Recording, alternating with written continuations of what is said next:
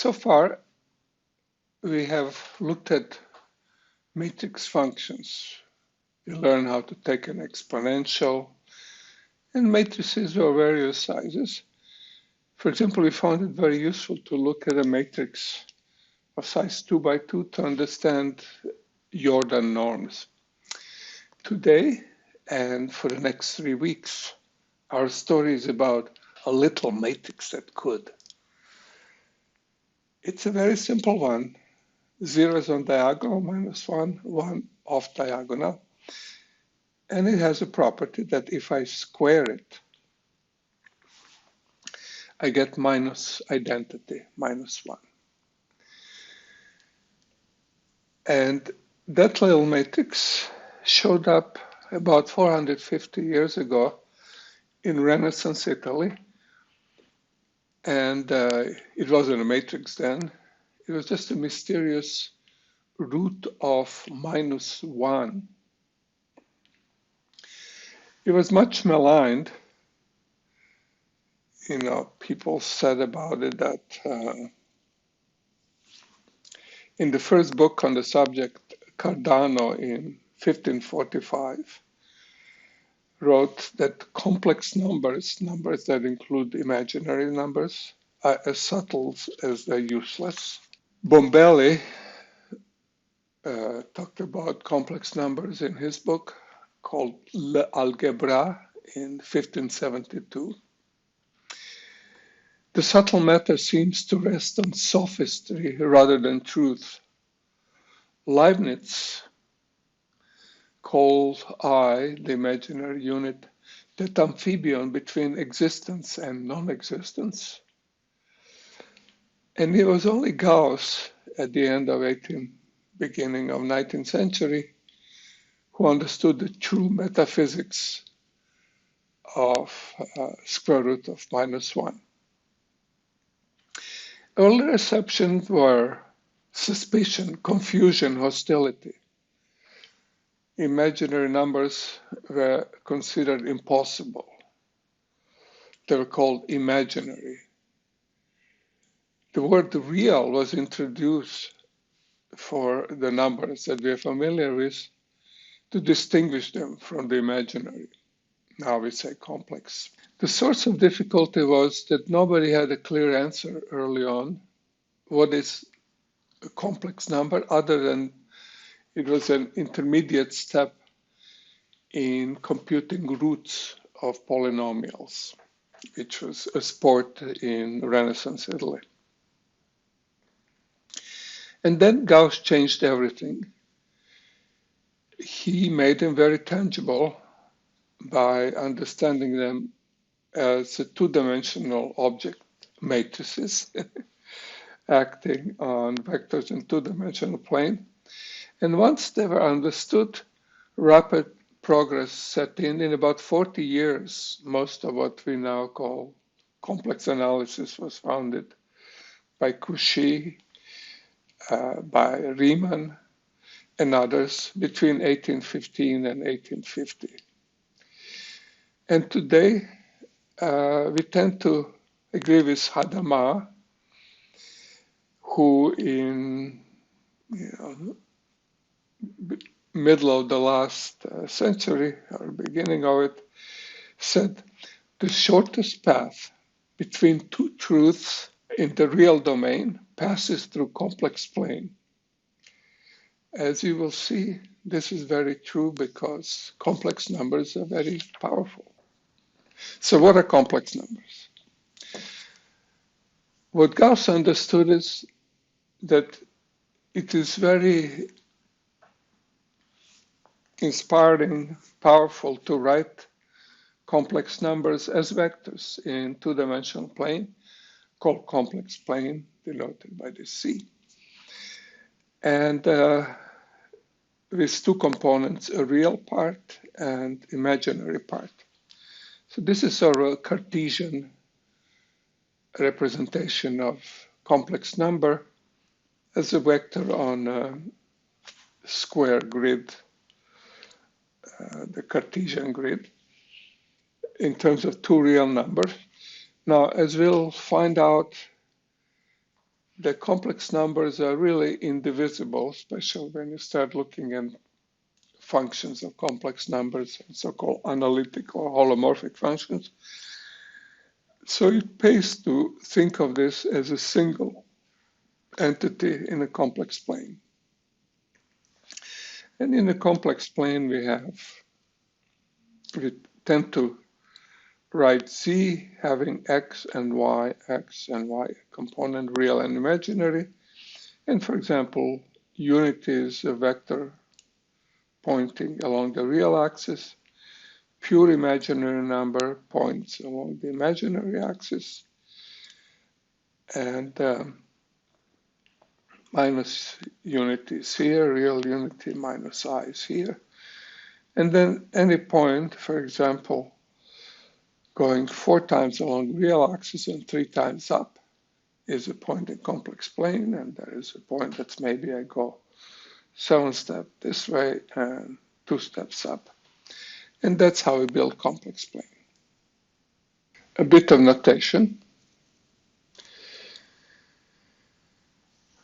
We can think of them in a Cartesian way, having components x and y, 2-dimensional vectors, but it's often equally important, equally powerful to think of them in polar representation as a point whose distance to the origin is r and whose angle to the origin is theta. This angle is called either phase or argument. The distance is called modulus, the size of the complex number. Cartesian components, real and imaginary part, often explicitly known as real imaginary part. Important concept in complex number is concept of complex conjugate. Complex conjugate has the same real part, but flipped imaginary parts, points, as though mirrored across the real axis. Real axis is a set of complex numbers which have imaginary component 0. Imaginary axis is a set of numbers in a complex plane which has a real component 0, so they point this way. We can refer to the number often in a Cartesian way by its 2 Cartesian components, this and that, or in a polar way by r away at angle theta. What made complex numbers so appealing and so inspiring to Gauss is that he understood very early on that one can do arithmetic operations with these vector objects in a complex plane. We can add them, so we can take a vector z1 with components x1 and y1. We can look at the vector z2 with components x2 and y2, and we can add one to the other, arriving at the sum z equals z1, z2, where we add the real components and we add the complex components. So there, those vectors, for example, if I have 2 points, 3/2 and 1, imaginary direction 1, and 4 times imaginary, we just add them up. Addition is obvious, it's just usual vector addition, but an operation that we don't usually have on vector spaces is multiplication of 2 vectors. As you remember, with vectors, we can add them, we can multiply them constants, that defines a vector space. But multiplication is an additional property, which is easier to understand in polar representation.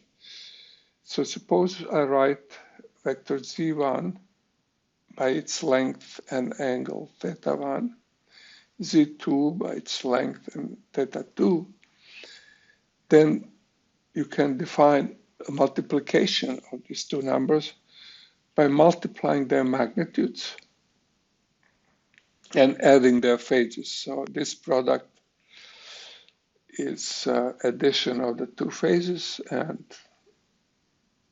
a vector whose length is product of the lengths or magnitudes. multiplication by I has a simple geometrical representation now, because what it does is, if I take a number and multiply, for example, number on real axis multiplied by 90, I move it by 90 degrees. But if I take any other number and multiply it by I don't change its magnitude, but I change its phase, and I just add to its phase 90 degrees of pi over 2. So the meaning of that little number, that could, is actually its rotation by 90 degrees in the complex plane. So what it does is its multiplication now stretches a number by its magnitude and rotates. And one thing that we'll prove is what that does is it has a property that it changes magnitudes of little objects in a plane. For example, if I run a triangle in a plane, then all of its sides will be multiplied by the same number, by my R number, and then there'll be a rotation, and it'll rotate all the points by the same number. In other words, a triangle will send to similar triangles. So there was a nice geometrical intuition about what this does. Argument, something we have to be careful about. Unlike in Cartesian coordinates, where every two real number define a complex number, there is a special number in polar representation, which is origin, for which argument is not defined. Because if we sit at the origin, we don't know which way we point. So that's number two. Number two, it's an angle, and angles can take values between 0 and 2 pi. 2 pi means that I've come back where I started. So 2 pi is identical to 0. So the angles actually have to be defined in an open interval that includes 0, but it excludes 2 pi because 2 pi is 0. The other thing that now happens is if I add two arguments, so for example, if I have z1 and z2, and their sum is larger than 2 pi, the only thing we can record is the angle modulo 2 pi. The only thing we really can record is just how far away from origin it is. So when we multiply them, we might be losing information. We have to be very careful because this phase is defined only as a fractional part of the sum of the phases divided by 2 pi, modulo 2 pi. Division has an interesting interpretation in terms of arguments. Division divides length of modulo 1 by, not modulus, modulo and modulus by R2, but it rotates in the opposite direction.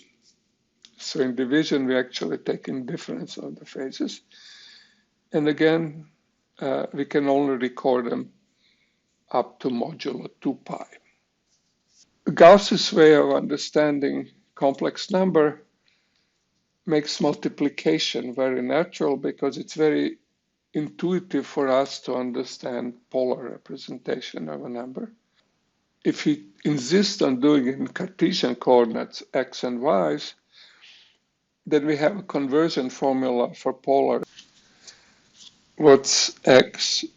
It's projection of the complex number on a real line. So this length will be cosine of the length times the magnitude. And this length will be sine times the magnitude. What's written here. So algebraic formula for conversion from polar to Cartesian coordinates is r's and cosines and sines, or in imaginary representation with imaginary unit. This is real, this is imaginary part. They share the magnitude, and we get pure trigonometric function here. And to make our life a little bit easier, let's call cosines C and sines S while we are calculating. Multiplication algebraically says we take two of these numbers and we just multiply them as we multiply numbers. That's arithmetic operation. The magnitudes multiply. And we pick up all kinds of terms. We pick up cosine product. We pick up sine product times I squared, but that's -1. And then we pick up cross products, cosine times sine, and sine times cosine multiplied by imaginary unit. And now to evaluate this, we can use trigonometric identities. Cosine of sum of two angles can be written as in terms of cosines minus sines of these angles. And sine of two angles is in terms of these cross products. Arguments add, and we find out that algebraically or in arithmetic, the projections are just projections of arguments added.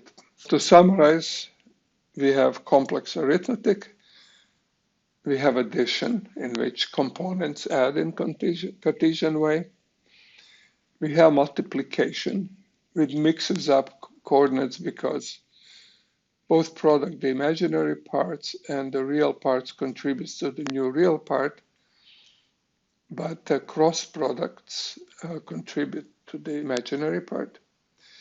We have division. The way you do the division is if you have ratio of two imaginary numbers, you multiply it by the complex conjugate of the denominator divided by itself. So this is identity.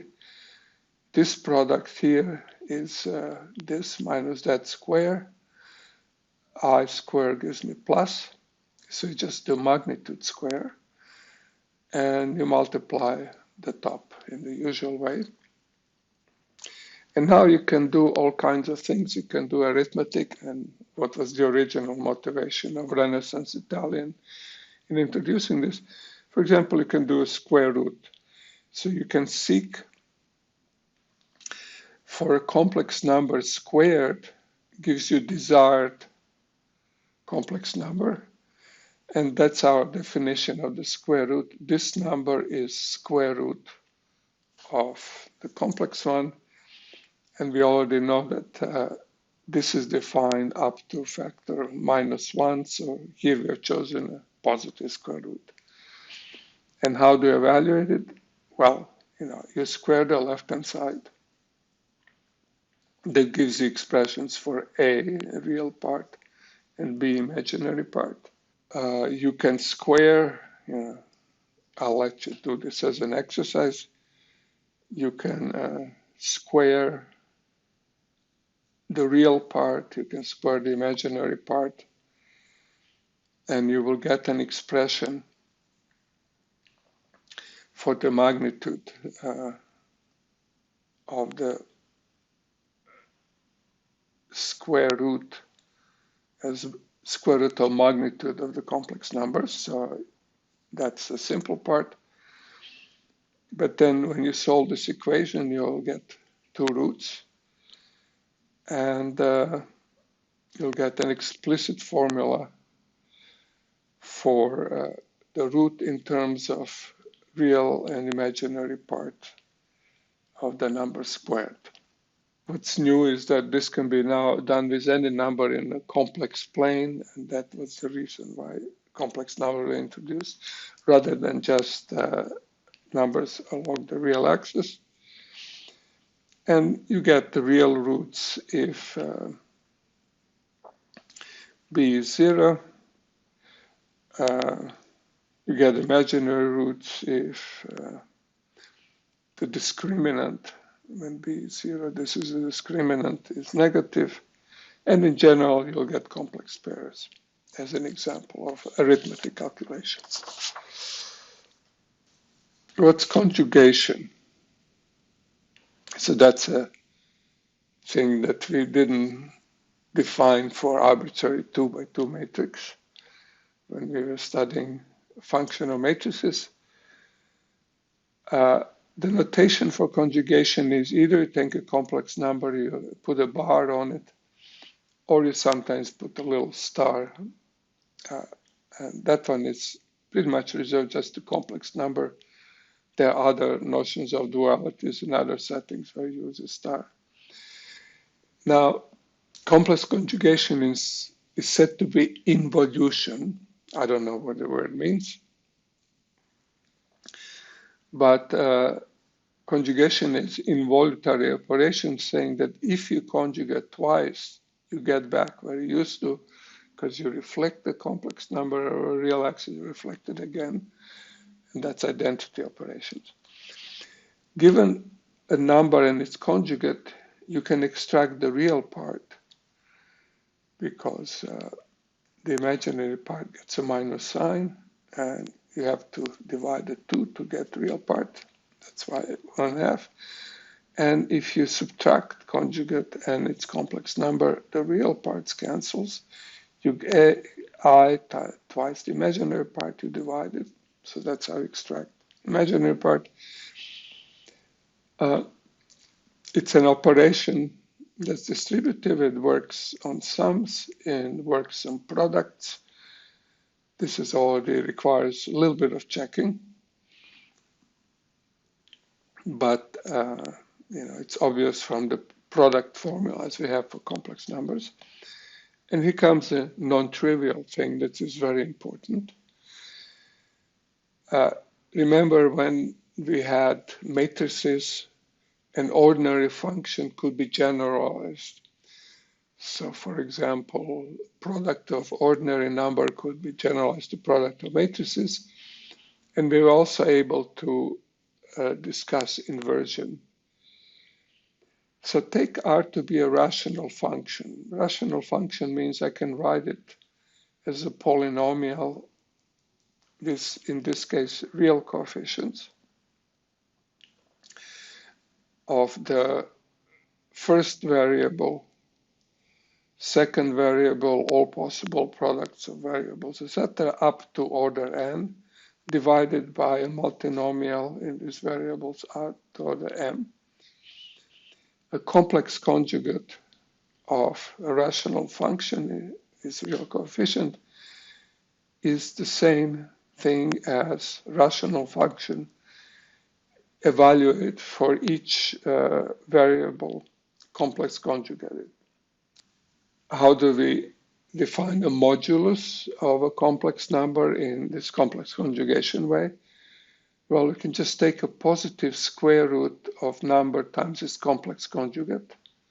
If I use the usual representation, you get x squared plus y squared. So modulus is strictly positive, not strictly 0 or positive. It's 0 if both components are 0, of course. Modulus has a property that is the same for a number and reflected number in a complex plane. It has a property that, like determinant used to have that property, that if I look at the product of complex numbers, the modulus just becomes a product of modular complex number. That's consistent with our definition of product. If I took a ratio, it's a ratio modular. And other formulas are not quite as pretty. If you look at the modulus of the square of two numbers, then by trigonometry, it depends on the sides. Remember that sum made a triangle in a complex plane. So it's a sum of the squares, but then you also have to pick up the cross product or the real part of number times its conjugate. And for the difference, only thing, the difference is this number. So you can do arithmetic. So here is a fruitful way of thinking of functions of complex numbers. Remember, we knew how to convert a function of a matrix, but this is a two-dimensional plane, so we can actually visualize what's going on. And when we have functions of complex numbers, we think of them as mapping. So we have a z-plane. C is x plus iy, where x and y are real and imaginary part. And what we obtain is another complex pair of numbers, real part u, imaginary part v. And a point here is a preimage.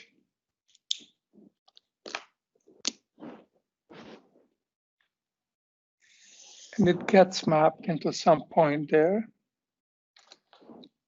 Let's call this C1, W1. And so happens for every other point. They get mapped someplace here. What a complex function does, it's a transformation of the complex plane. And to understand how it works, it's very useful to write two complex planes, the preimage and the image complex planes. For example, let's say Z gets mapped into complex conjugate. That's a function of Z. That means that X doesn't get changed to real part, so that's the new U, but the Y gets changed. So what this complex mapping does is it takes this plane and turns it over to reflect plane along the x-axis.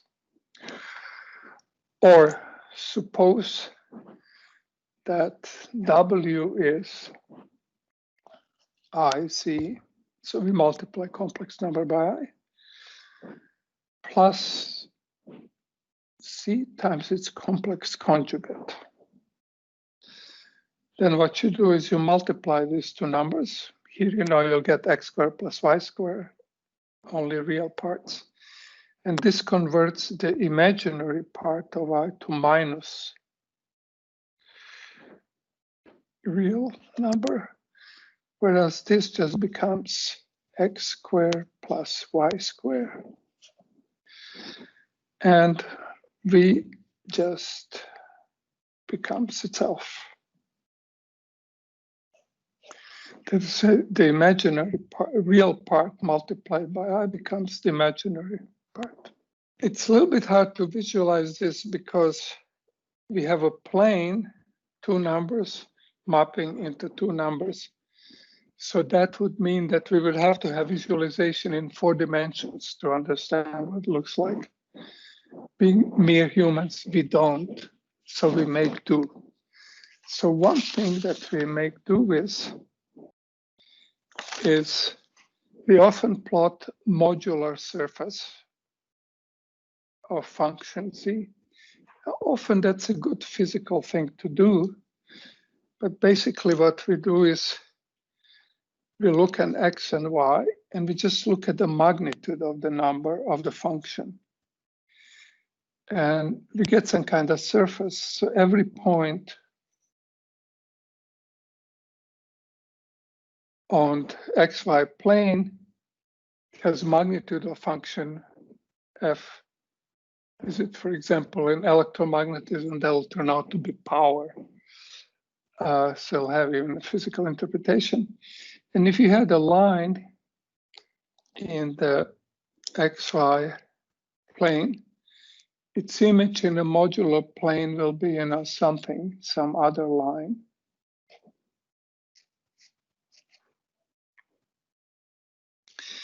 And we'll get a surface which someplace will be big, someplace will be small, it'll always be positive, and that's called modular surface.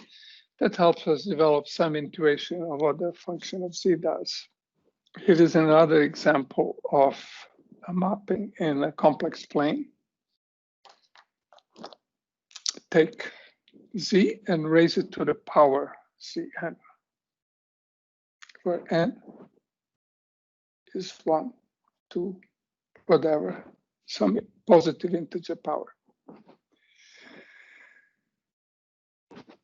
Then we know that